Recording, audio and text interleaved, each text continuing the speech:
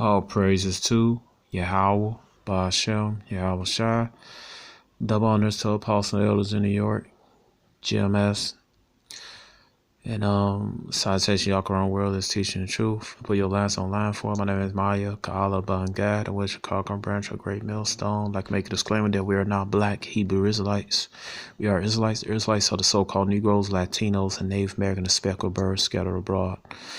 We are not fitting any black identity groups. We're not fitting any other Israelite groups. We're not fitting any Islamic groups.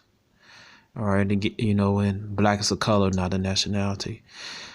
All right, now the Israelites are the so-called Negros, Latinos, and Native Americans. So right here I heard this book by Michael A. Gomez called Black Crescent. The Spirit Legacy of African Muslims in America. But we all know that the ancestors from the Southern Kingdom, they wasn't African Hamites. They was Israelites that was practicing the religion of Islam. Religion don't change your nationality. Point blank, period. You are the seed of your father. Quoted Numbers 1:18.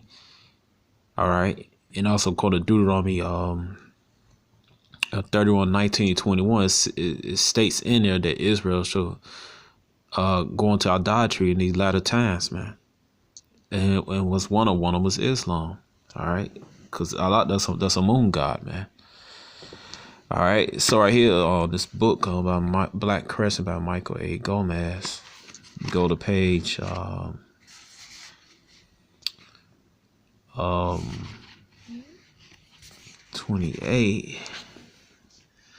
All right, before I read that, I'm gonna get you right here. It says, get this phone clear. All right. I hope you brothers could see this. Man, there you go right here. Psalms 85:11 said, truth shall spring out of earth and righteousness. Psalms 85:11, truth shall spring out of earth and righteousness shall look down from the heaven, right? So the truth that the so-called Negroes, Latino, Native Americans are the Israelites. All right. In this particular situation, it's showing that the so-called Negroes, Judah, so-called West Indians, Benjamin, so-called Haitians, Levy, are not Africans, man. That they are of Shemitic descent. They descendants of the Israelites. And the Moors will number Israelites that study the doctrine of Islam. All right. That's what they known for. But also the Moors, they also was into Christianity. Some Moors kept the law, statute, commandments, man. But this is, we talking about the Moors that study Islam. All right. It says page 28 in the book Black Crescent. It said, it is with New Spain, or what we call Mexico, that a discussion of so-called Escablo Blancos is informed by more substantial evidence. Reference has been made to the fact that North and West Africans were in the company of the conquistadors. That's correct, man.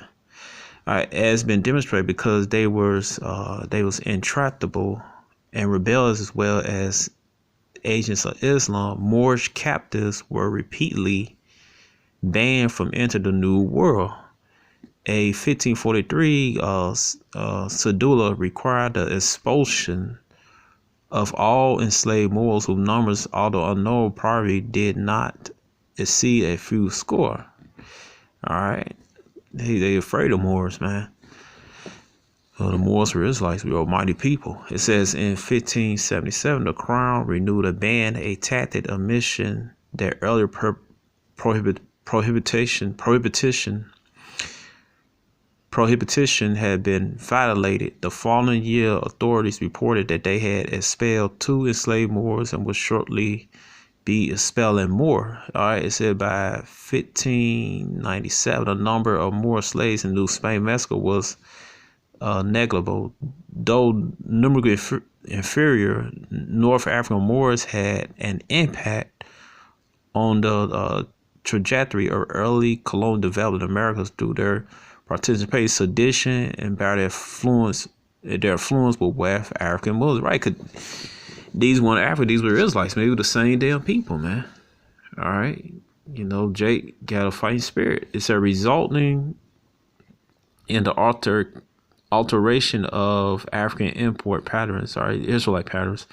They also left unidentified legacy, all right, in the New World that could be traced. And it says where it said Aqua Beltran provides the context for understanding the Moors' experience in America's nearly 100 years after the fall of pronounced as Ceuta in 1415. The Portuguese captured Zafi in 1507 in what is now Morocco, north of Cape Gur. An entry port significant through the end of the 16th century. Zafi supplied slaves as well as various merchandise to the Genoese Venetian markets in the area, which facilitated their movement to Mexico.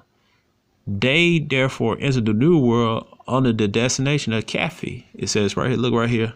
It says their introduction was limited to a century of the conquest. It said the slaves taken in Zafi were a direct result of war against Islam. It is war against Jake, man, Yasha Israel, from which the principal contingent was composed of natives from Morocco and Fez, Moors, Berbers, Jews, and Laurels who passed to the West Indies in the company of their master settlers or conquerors under the common designation of white slaves.